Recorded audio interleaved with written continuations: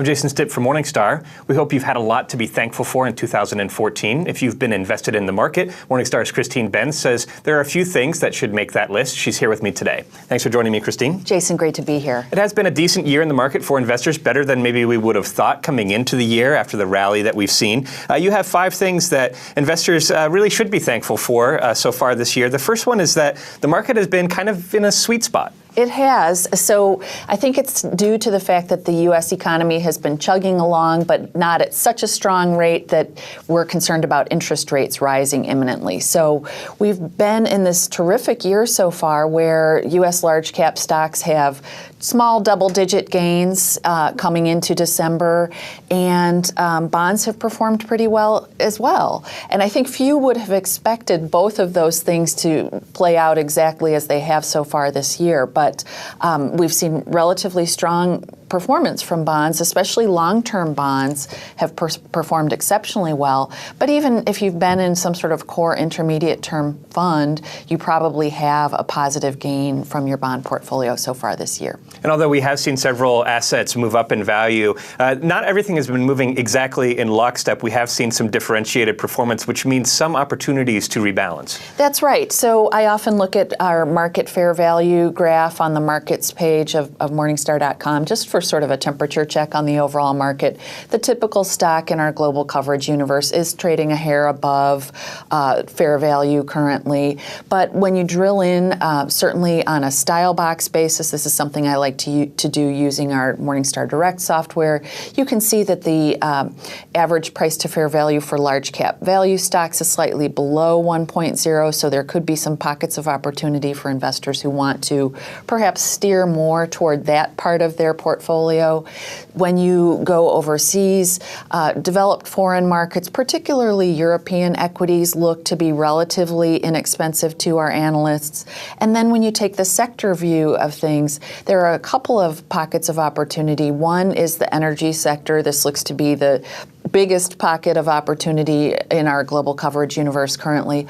Also precious metals equities, for those who dare to take a look at this deeply unloved asset class, could potentially see that as a pocket of value if they're thinking about moving parts of their portfolios around to kind of redistribute the wealth, pull away from things that have performed really well for you and perhaps steer money to some unloved areas. We interviewed Oakmark's David Harrell last week, and he echoes that sentiment about European equities looking attractive, so might be an interesting area for investors to explore.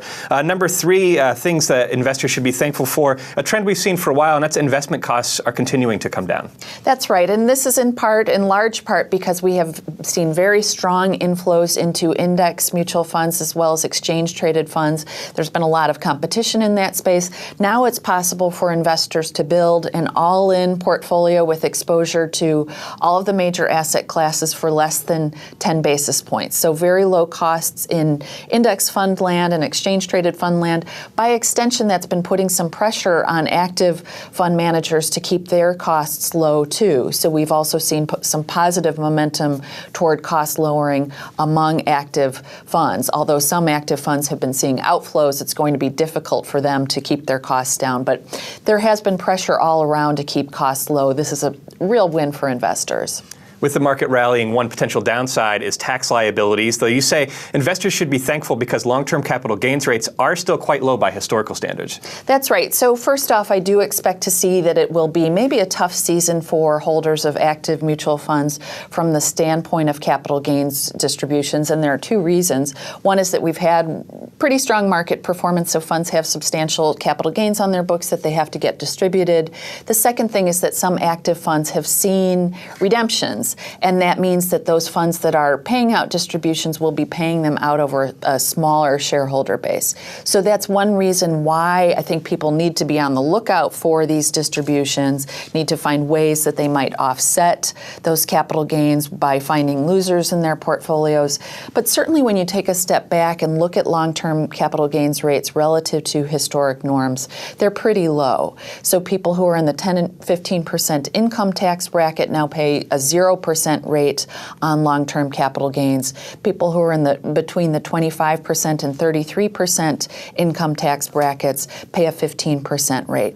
When you look across the past several decades, the long-term capital gains rate for most taxpayers over that time frame was in the realm of 20% or thereabouts. So we're in a pretty good position from the standpoint of capital gains rates relative to certainly the past several decades. So folks in that lower income tax bracket who won't face any long-term capital gains rates also have an opportunity as well where they could step up the basis of their investments while they're in that 0% capital gains rate. This is such a great point, Jason. If you are in those 10 and 15% income tax brackets and you're paying that 0% capital gains rate, I think it can make a lot of sense to just take your winning holdings, sell them, and assuming that you want to hang on to your positions in them, rebuy them shortly thereafter. So you will incur no taxes on that transaction because you are in that 0% capital gains band, but you will have reset your cost basis to the new higher level. So if at some point in the future when you sell those securities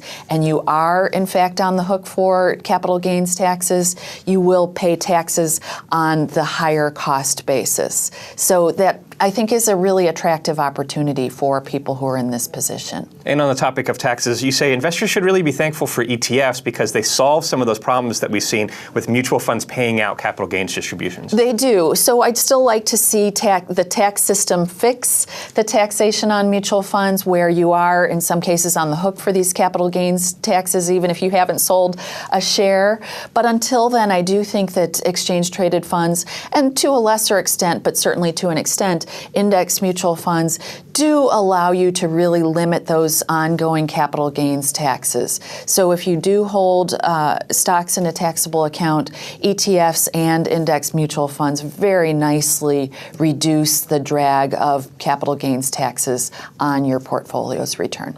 Number 5, in the current low yield environment, you say you should be thankful for online savings accounts. That's right. So yields are very, very low. I don't want to overplay this because you are not going to be able to earn a yield of over 1% on an online savings account today. But still, when you look at the yields from firms like Ally Bank, for example, you can see that you can lock in a rate that is substantially higher than what you're able to get on a money market account at your bank or a money market mutual fund.